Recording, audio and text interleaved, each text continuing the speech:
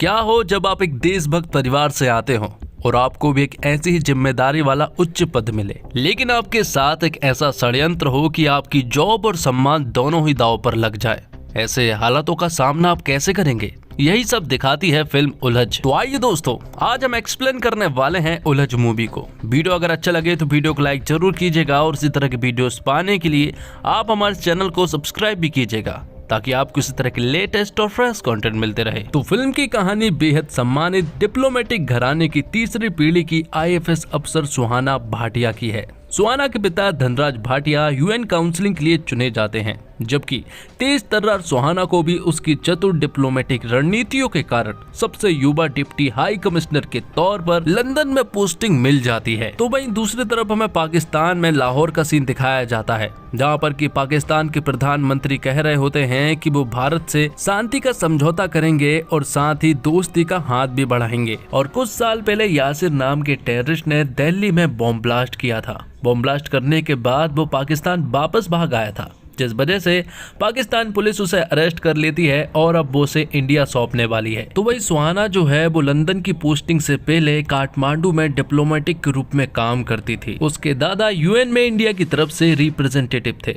जिनका नाम भारत के बच्चों की सिविक्स की किताबों में लिखा जाता है। तो टोटल बात यह है कि सुहाना एक स्ट्रॉन्ग पॉलिटिकल परिवार से है। तो वही सुहाना भाटिया को तगड़े डैडी इशूज है। बेटी को उसके काम और दिमागी सोच के चलते छोटी उम्र में डिप्टी हाई कमिश्नर बना दिया गया है, लेकिन सुहाना के पिताजी को खास खुशी नहीं है। वो इसलिए क्योंकि धनराज भाटिया बहुत अच्छे से जानते हैं कि सरकार इतनी बड़ी पोस्ट किसी को इतनी कम उम्र में नहीं देते हैं, जिस वजह से सुहाना ये समझ रही थी कि वो इस पोस्ट के लायक नहीं है, लेकिन वो इस पोस्ट के लायक है और वो ने ये बात साबित करके दिखाएगी। तो अब सुहाना को बड़ी पोस्ट मिलने के बाद उसका ट्रांसफर लंदन में हो जाता है। यहाँ पहुँचने के बाद उसे अपना पर्सनल ड्राइवर मिलता है, जिसका नाम सलीम होता है। सलीम का कहना है कि अंजार शहर में वो सुहाना का ख्याल रखेगा, अगर जरूरत पड़े तो सुहाना उसे आधी रात को भी बुला सकती है। तो एक तरफ सुहाना को ऐसा लग रहा था कि वो अपनी काबिलियत की दम पर यहाँ तक पहुँची है, लेकिन अगले दिन जब वो अपने ऑफिस पहुँचती है तो उसे मालूम चलता है कि उसके नीचे रॉ के कई सारे रॉ के एजेंट काम करते हैं। हालांकि सुहाना की इस पोस्टिंग में जैकब तमांग और सेवन कुट्टी जैसे साथियों को नेपोटिज्म का हाथ नजर आता है। जो पोस्टिंग तमांग को मिलनी चाहिए थी, अब वो पोस्टिंग सुहाना के पास है, जिस वजह से वो सुहाना से ठीक ढंग से बात नहीं करते हैं। अब आगे वो लोग एक पार्टी में जाते हैं, जहां पर कि सभी लोग सिर्फ और सिर्फ सुहाना की ही तारीफ किए जा रहे थे। दूर खड़े तमांग और सेबिन कुट्टी जो है वो सुहाना की कुर्सी के बारे में बात कर रहे हैं। वो कहते हैं कि ये कुर्सी उसे अपने परिवार के दम पर मिली है, इसी वजह से ये रॉ के एजेंट सुहाना को दोस्त नहीं बना पाते हैं। और यहाँ पर सुहाना जो है खुद को अकेला फील कर रही थी। तभी यहाँ पर नकुल नाम का एक आदमी आता है जो कि सैफ है, और वो यहाँ पर सुहाना से बात करना शुरू करता है। वो सुहाना को बताता है कि वो इस पार्टी में पूरी तरह से अकेला है, जैसा कि सुहाना भी है। थोड़ी देर में सुहाना अपने घर जाने लगती है और सलीम जो है वो अपनी कार लेकर आ जाता है, जबकि नकुल चाहता है कि सुहाना जो है वो उसके साथ चले और दोस्ती बढ़ाए। ये सुनकर सुहाना भी कहीं ना कहीं दोस्ती बढ़ाना चाहती है, क्योंकि वो लंदन में पूरी तरह से अकेली है, जिस वजह से वो सलीम की कार में ना जाकर नकुल के साथ बाइक से जाती है, जहां पर कि वो ढेर सारी बातें करते हैं और काफी अच्छे दोस्त भी बन जाते हैं। अब धीरे धीरे वो कुछ दिनों तक साथ में रहते हैं। दोनों एक दूसरे को समझने लगे थे और कहीं ना कहीं अब दोनों ही एक दूसरे को पसंद भी करने लगे थे। वो इस हद तक बढ़ चुके थे कि वो हम बिस्तर भी हो जाते हैं। नकुल की प्यारी प्यारी और मीठी बातों में उलझी सुहाना उसका बैकग्राउंड चेक करना भूल जाती है। अब डिप्लोमेट होकर अगर आप किसी भी एरो गैरो के साथ घूमोगे और उसके साथ रात बिताओगे तो क्या होगा, जो आप सोच रहे हैं वही। अगले दिन एक प्रेस कॉन्फ्रेंस होती है, जहाँ पर की बहुत सारे मंत्री आए हुए थे। यहाँ पर सुहाना भी आई थी और थोड़ी देर के बाद सुहाना यहाँ पर नकुल को देखती है। नकुल से वो कहती है कि तुम्हें यहाँ पर नहीं आना चाहिए, लेकिन तभी नकुल यहाँ पर सुहाना का एक वीडियो बताता है, जिसमें जब वो दोनों इंटीमेट हो रहे थे तो उसने वीडियो रिकॉर्ड कर लिया था और अब वो सुहाना को ब्लैकमेल करना शुरू करता है। ये देखने और सुनने के बाद तो सुहाना पूरी तरह से हैरान रह जाती है। अब नकुल जो है वो सुहाना से कुछ गोपनीय डॉक्यूमेंट्स मांगता है और ना चाहते हुए भी अब सुहाना को वो डॉक्यूमेंट्स उसे देना पड़ेगा, इसलिए वो अपने ऑफिस पहुंचती है, जहां पर कि उन डॉक्यूमेंट्स की फोटोकॉपी करती है। लेकिन तभी यहाँ पर तमांग आ जाता है तमांग को यहाँ पर उस पर शक होने लगता है। साथ ही वो तमांग से पूछ उठती है कि अगर वो किसी की इंफॉर्मेशन निकालना चाहे तो वो कैसे निकालेगी, जिस पर तमांग उसे कुछ बातें बताता है। जिसके बाद हम देखते हैं कि सुहाना जो है वो उन डॉक्यूमेंट्स के साथ छेड़छाड़ कर देती है और नंबरों का हेर फेर कर देती है। अगले दिन जब नकुल उसके पास वो डॉक्यूमेंट्स लेने के लिए आता है तो सबसे पहले सुहाना उससे कहती है कि मुझे वो वीडियो क्लिप चाहिए। तो नकुल उसे पेन ड्राइव दे देता है, लेकिन सुहाना को अभी भी नकुल के ऊपर बिल्कुल भी विश्वास नहीं है। उसे मालूम है कि उसके पास इन वीडियो की कॉपी जरूर होगी, लेकिन सुहाना के पास कोई और दूसरा ऑप्शन भी तो नहीं है। इसलिए जो डॉक्यूमेंट्स उसे चाहिए थे यहाँ पर सुहाना नकुल को वो दे देती है। लेकिन सुहाना नकुल के बारे में भी कुछ पता करना चाहती थी, इसलिए वो यहाँ पर नकुल के फिंगरप्रिंट्स ले लेती है। बाद में जब वो सलीम के साथ घर जा रही थी तो वो सलीम को कहती है कि उसे कुछ फिंगरप्रिंट की मदद से एक आदमी की इंफॉर्मेशन निकलवा ली है। दरअसल में सलीम जो है वो पहले दिल्ली पुलिस के लिए काम किया करता था। तो वहीं दूसरी तरफ हम देखते हैं कि धनराज भाटिया का प्रमोशन हो चुका था और वो और भी ज्यादा ऊंचे पद पर पहुंच चुके थे। इसलिए सुहाना जो है वो वापस इंडिया जाने के बारे में सोचती है। जब वो एयरपोर्ट की तरफ जा रही होती है कि तभी उसके पास नकुल का कॉल आता है। नकुल उसे बताता है कि तुमने कुछ नंबरों का हेर फेर किया है डॉक्यूमेंट्स में, लेकिन जो उसे इन्फॉर्मेशन चाहिए थी वो उसे मिल चुकी है। साथ ही वो सुहाना से ये बात भी कहता है कि मेरे बारे में इन्फॉर्मेशन निकलवाने के लिए ड्राइवर से कहने की क्या जरूरत थी, मैं खुद ही तुम्हें बता दूंगा। मेरा नाम हुमायूं है और मैं ISIS के लिए काम करता हूँ। वो सुहाना से ये भी कहता है कि अब तक तो तुम्हारी इज्जत ही दांव पर लगी थी, लेकिन अब तुम्हारा करियर और देशभक्ति भी दांव पर लगी है। क्योंकि जब सुहाना उसे डॉक्यूमेंट्स की फाइल देने के लिए गई थी तब नकुल ने उन दोनों की साथ की फोटोज क्लिक कर ली थी, जिस वजह से अब सुहाना के ऊपर गद्दारी का आरोप लग सकता है। तो अब सुहाना इंडिया जा रही थी, उसका इंडिया जाना भी कैंसिल हो जाता है और अब नकुल उसे और भी ज्यादा ब्लैकमेल करने लगता है। वो उससे कहता है कि उसे रॉ के कुछ एजेंट्स के बारे में कुछ इन्फॉर्मेशन निकलवानी है। अब यहाँ पर सुहाना पूरी तरह से कठपुतली बन चुकी थी, इसलिए एक बार तो वो सुसाइड करने के बारे में भी सोचती है, लेकिन अपने पिता के कारण वो रुक जाती है। तो सुहाना अब दो जगहों से फंस चुकी थी। एक तो अगर उसका वीडियो वायरल हो गया तो उसकी इज्जत चली जाएगी, और नकुल के साथ वाली फोटो अगर वायरल हो जाती है तो उसके ऊपर गद्दारी का आरोप लगेगा और साथ ही उसके करियर के साथ साथ उसके पिता का करियर भी समाप्त हो जाएगा। तो नकुल ने जो रॉ के एजेंट्स के बारे में इन्फॉर्मेशन निकालने को कहा था, सुहाना वो इन्फॉर्मेशन निकालना शुरू कर देती है और फिर तुरंत ही एक रात उसे वो देने के लिए भी पहुंच जाती है। तो यहाँ पर वो उसे उन रॉ के एजेंट्स के नाम दे देती है। यहाँ पर सुहाना चाहती है कि वो नकुल को जान से मार डाले, इसलिए वो यहाँ पर एक अटेम्प्ट भी करती है और उसे जान से मारने की कोशिश करती है, लेकिन नकुल बहुत चालाक है, इसलिए सुहाना उसका कुछ भी नहीं बिगाड़ पाती है। जिसके बाद सुहाना अपने घर वापस पहुँचती है और वो बहुत बुरी हालत में थी। तभी यहाँ पर तमांग आता है और तमांग सुहाना से कहता है कि मुझे तो तुम पर शुरुआत से ही शक था। जब तुमने मुझसे पूछा था कि किसी इंसान की इन्फॉर्मेशन निकाली जाए तो किस तरह से निकाली जाए, लेकिन सुहाना उसे समझाने की कोशिश करती है, लेकिन तभी दूर से एक स्नाइपर जो है वो तमांग की जान ले लेता है। दरअसल में तमांग जो है वो सुहाना को फॉलो करने लगा था और उसे उसके बारे में सब कुछ मालूम चल गया था, इसलिए नकुल को तमांग को मारना पड़ा। जिसके बाद यहाँ के सारे दाग धब्बों को सुहाना साफ करती है और तमांग की डेथ को इस तरह से साबित कर दिया जाता है कि तमांग जैसे गैस एक्सप्लोजन में मारा गया हो। अगले दिन प्रकाश नाम का आदमी सुहाना से मिलने के लिए आता है और वो सुहाना को बताता है कि रॉ की कुछ इन्फॉर्मेशन लीक हो रही है और उन्हें रॉ के कुछ एजेंट्स पर ही शक है, जिनमें पहला नाम सेबिन का आता है। और वो साथ में ये भी बताते हैं कि तमांग मारा गया है और इसमें भी उन्हें उनकी ही गड़बड़ी लग रही है। जिसके बाद नकुल जो है वो सुहाना से वीजा और पासपोर्ट मांगता है क्योंकि वो इंडिया जाना चाहता है। तो सुहाना उसका अरेंजमेंट भी करती है क्योंकि वो तो कठपुतली की तरह है, इसलिए वो नकुल की बात मानती है, लेकिन साथ ही वो उसका पीछा भी करती है। और जब वो उसका पीछा करती है तो यहाँ पर नकुल एक आदमी से मिलने के लिए जाता है और यहाँ पर सुहाना जब देखती है कि नकुल उस आदमी से मिल रहा है तो वो पूरी तरह से हैरान रह जाती है, क्योंकि वो आदमी कोई और नहीं बल्कि सुहाना का ड्राइवर सलीम होता है। नकुल से मिलने के बाद थोड़ी देर के बाद सलीम जो है वो अपने घर पहुंच जाता है। उसका पीछा करते हुए सुहाना भी पहुंच जाती है और भी उसके ऊपर अटैक करना शुरू कर देती है। यहाँ पर हड़बड़ाहट में इस तरह की फाइट होती है कि एक धक्का देने के कारण सलीम कांच से टकरा जाता है और कुछ कांच जो है वो उसके अंदर घुस जाते हैं, जिस वजह से सलीम की यहाँ पर जान चली जाती है। थोड़ी देर के बाद उसके पीछे से सलीम के घर पर ही सेबिन कुट्टी आ जाता है। दरअसल में सेबिन को सुहाना के ऊपर शक हो रहा था, इसलिए वो भी उसे फॉलो कर रहा था। उसे ऐसा लग रहा था कि सुहाना ने ही तमांग को मरवाया है, इसलिए सेबिन सुहाना के ऊपर गन तान देता है। जब वो उसे मारने ही वाला था कि तभी सुहाना उसे अपनी और नकुल की एक वीडियो बताती है,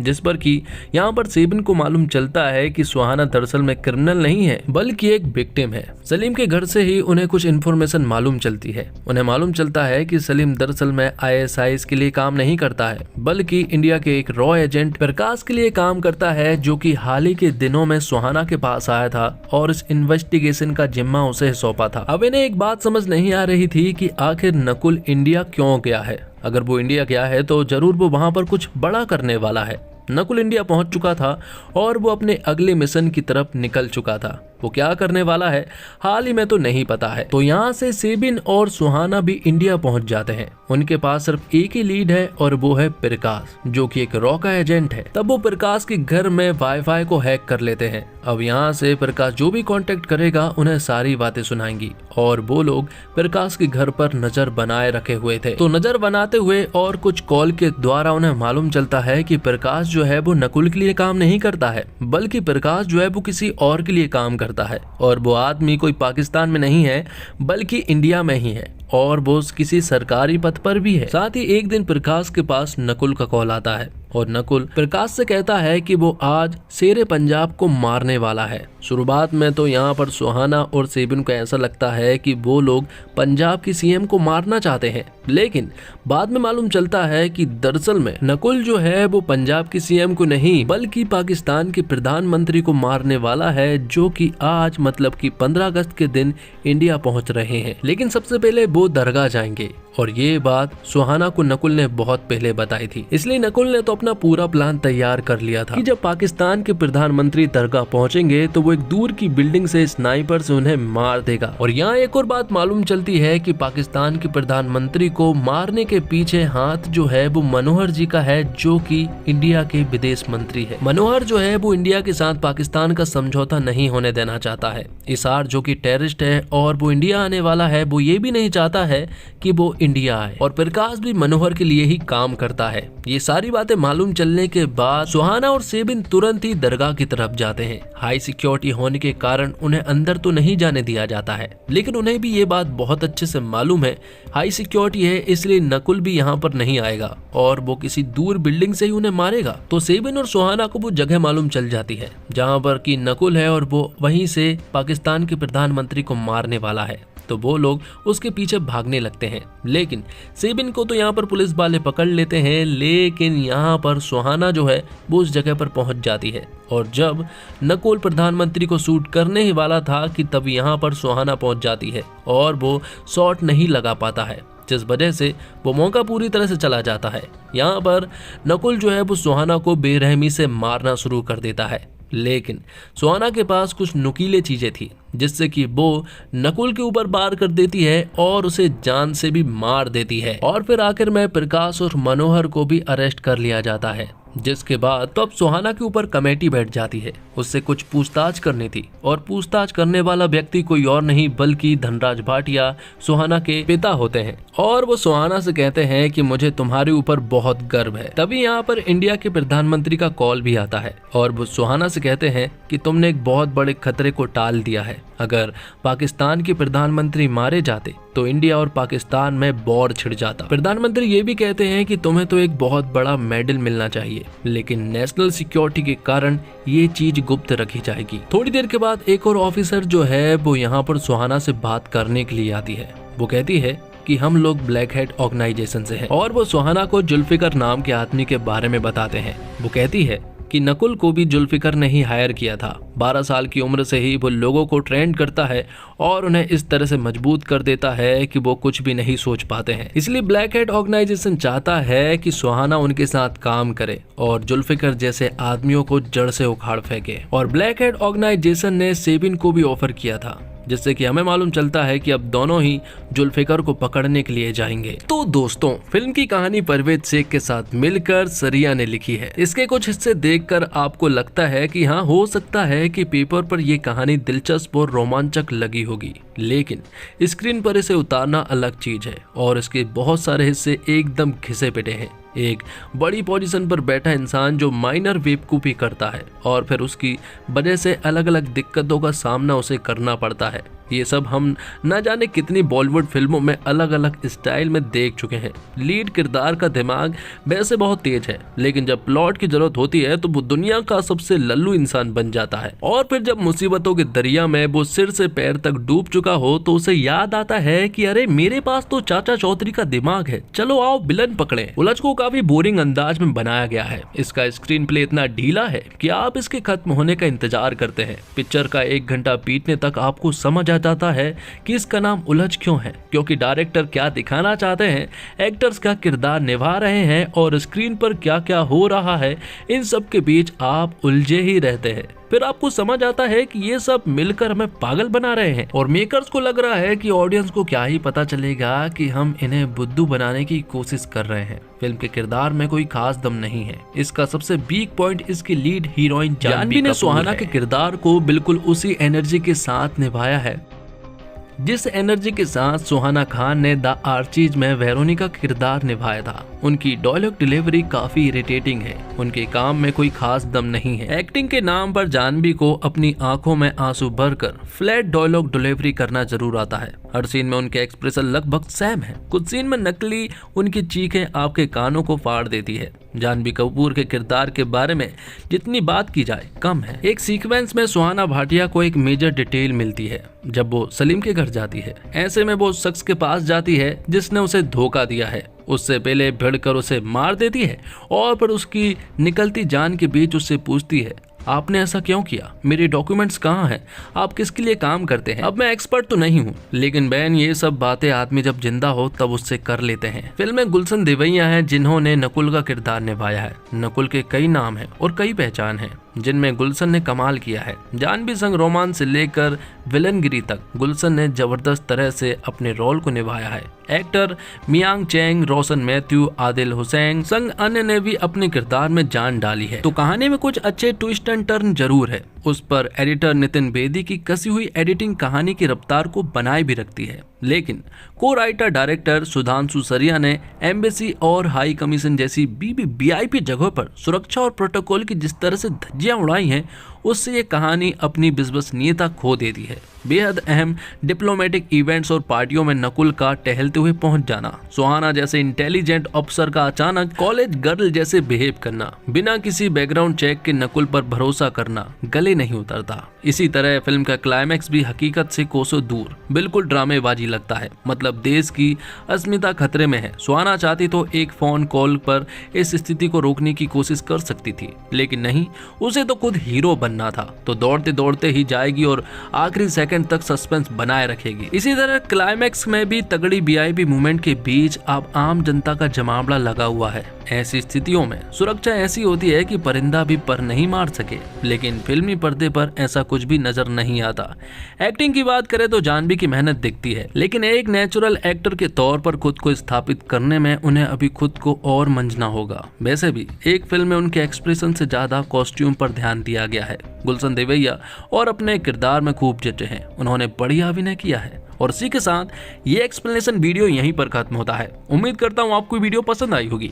वीडियो अगर अच्छा लगा हो तो वीडियो को लाइक जरूर कीजिएगा और इसी तरह की वीडियोस पाने के लिए आप हमारे चैनल को सब्सक्राइब भी कीजिएगा, ताकि आपको इसी तरह के लेटेस्ट और फ्रेश कंटेंट मिलते रहे।